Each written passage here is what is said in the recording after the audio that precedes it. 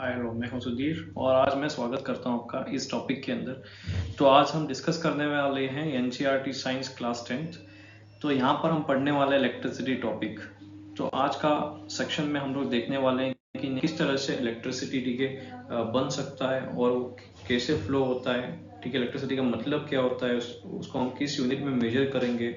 तो electric potential का importance क्या है, ठीक है, ओम्स लॉ क्या होता है। तो ये सारे टॉपिक्स हम लोग इस सेक्शन में देखेंगे।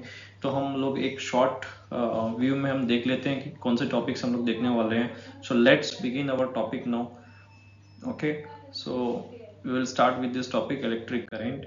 तो यहाँ पे हमारा इंट्रोडक्शन वाला कंटेंट दिया हुआ है। इंट्रोडक्शन में हम पढ़ने वाले हैं इलेक्ट्रिक करंट और उसकी डेफिनेशंस। इलेक्ट्रिक वोल्टेज भी होता है या इलेक्ट्रिक पोटेंशियल हम पढ़ने वाले हैं। ओम्स लॉ हम देखने वाले हैं। रेसिस्टर्स इन सीरीज क्या होता है हम लोग देखने वाले हैं। ठीक है, रेसिस्टर्स इन पैरेलल क्या होगा हम लोग देखने वाले हैं। Heating effect of electric current क्या होगा, या जूल्स लॉ ऑफ हीटिंग भी हम डिस्कस करने वाले हैं। उसके at last we are going to discuss about the power also. So these are all there in our topics. So now what constitutes electric current that we are going to see now.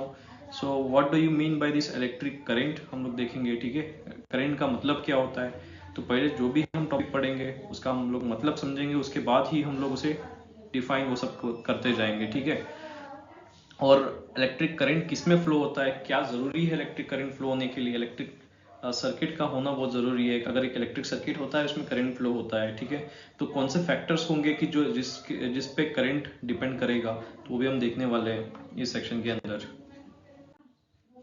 तो definition of electric current हम देख लेते हैं। पहले हम जान लेते हैं कि चार्जेस बोल के कुछ होता है। ठीक है, चार्जेस क्या होते हैं। मान लो कि मैंने एक चार्ज रख दिया एक प्लेस पर, तो ये चार्ज क्या कर सकता है, दूसरे चार्ज को रिपेल करने की या अट्रैक्ट करने की एबिलिटी होती है एक चार्ज के पास। क्या होती है, अट्रैक्ट करने की या रिपेल करने की एबिलिटी होती है एक चार्ज के पास। ठीक है, प्रॉपर्टी ऑफ चार्ज हो गया। अगर सेम चार्जेस मैंने रखा है तो रिपल्शन हो जाएगा। अगर अपोजिट चार्जेस रखा हुआ है तो अट्रैक्शन होने के हो सकता है। ठीक है, तो ये होता है चार्जेस की प्रॉपर्टीज। तो अब यहाँ पे हम बात करने वाले चार्जेस। ठीक है, करंट में भी चार्जेस बहुत जरूरी होता है। तो चार्जेस दो टाइप के होते हैं, एक पॉजिटिव चार्ज और एक नेगेटिव चार्ज। तो यहाँ पर इलेक्ट्रिक करंट का जब डेफिनेशन लिखते हैं तो हमें पता है कि वायर्स में करंट फ्लो होता है। इसका मतलब क्या है कि इलेक्ट्रॉन फ्लो होंगे, एक पॉइंट से दूसरे पॉइंट की तरफ इलेक्ट्रॉन फ्लो होंगे।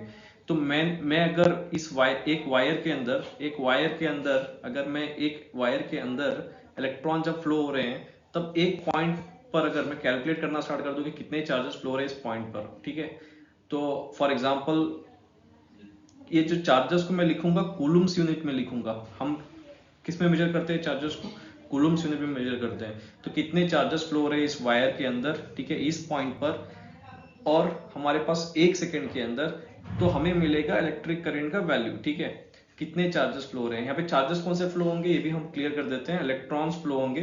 ठीक है, इलेक्ट्रॉन फ्लो हो रहे हैं।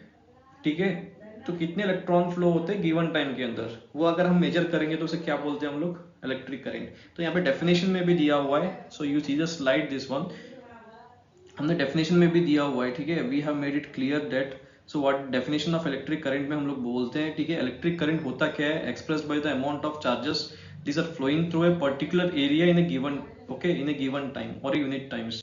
तो हम लोग जो चार्ज लिखते हैं I is equal to q divide by t लिखते हैं। मतलब करंट कितना होगा, कितने चार्जेस फ्लो हो रहे हैं और कितने टाइम के लिए फ्लो हो रहे हैं, तो वो डिटरमाइन करेगा आपका क्या, इलेक्ट्रिक करंट। तो इलेक्ट्रिक करंट कितना होता है, ठीक है, कितने चार्जेस होते हैं आपको पता होना चाहिए, और कितना टाइम तक फ्लो हो रहा है वो भी आपको पता होना चाहिए। तो मैंने अगर चार्जेस को डिवाइड किया विथ टाइम तो मुझे क्या मिल जाएगा, इलेक्ट्रिक करंट मिल जाएगा। Okay, this is the definition of current. So amount of charges that are flowing through a particular region और particular area in a given time, it is called as electric current. So what is I, I is a current, हमने जो formula में I लिखा हुआ है, it is a current.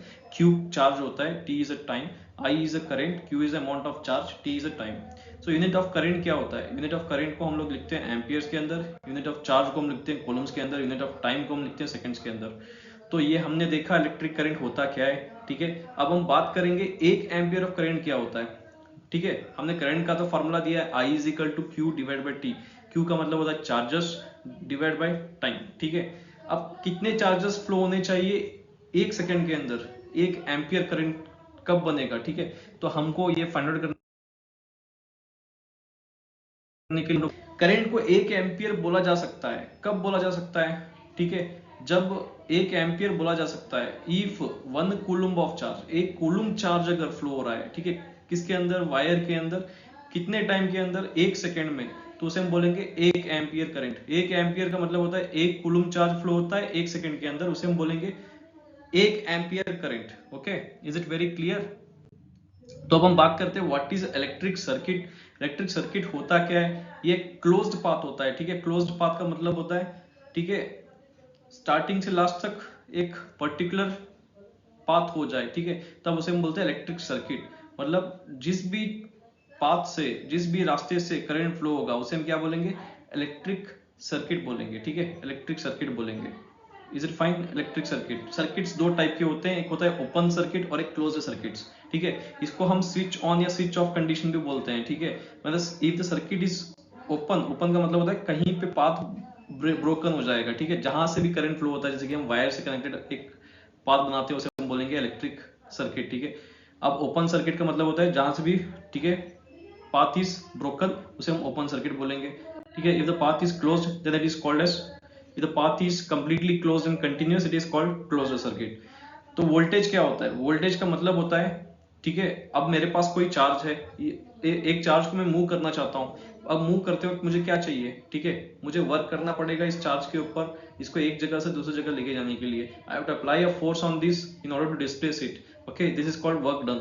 तो how much work I am doing to move this electron from one point to the another point, it is called as electric potential। मतलब मैंने एक यहाँ पे इलेक्ट्रॉन को मूव करने के लिए, Q इलेक्ट्रॉन्स को मूव करने के लिए मैं कितना वर्क कर रहा हूँ, ठीक है, मतलब W/Q, ठीक है, W वर्क करना पड़ रहा है Q इलेक्ट्रॉन्स को मूव करने के लिए या Q चार्जेस को मूव करने के लिए, तो तब हम बोलते हैं potential difference V E is equal to W/Q, ठीक है।